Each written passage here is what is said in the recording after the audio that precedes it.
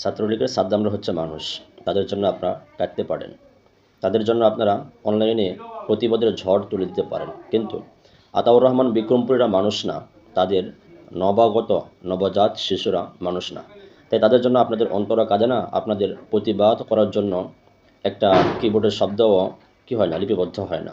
এই হচ্ছে আপনাদের মানসিকতা এবং দ্বিমুখিতা, কপটতা বা যেটাকে বলা হয় মুনাফিকি। ছাত্রলীগের সাদ্দামের সন্তানদের জন্য যদি আপনার অন্তর কেঁদে থাকে, তাহলে আতাউর রহমান বিক্রমপুরীর জন্য আপনার মনটা কাঁদা উচিত। কারণ আতাউর রহমান বিক্রমপুরীকে সশ্রম কারাদণ্ড দেওয়া উচিত 3 মাসের জন্য, যেখানে একদমভাবে অবৈধভাবে যে আইনটা বাকশালী মুজিব প্রতিষ্ঠা করে গিয়েছিল এবং যেটা হাসিনাও কি করে নাই, প্রয়োগ করে নাই, সেটাই ডাক্তার ইউনুস, সুদি ইউনুস কী করেছে, প্রয়োগ করে আতাউর রহমান বিক্রমপুরীর সহ কিছু আলেমদেরকে গ্রেপ্তার করে রেখেছে।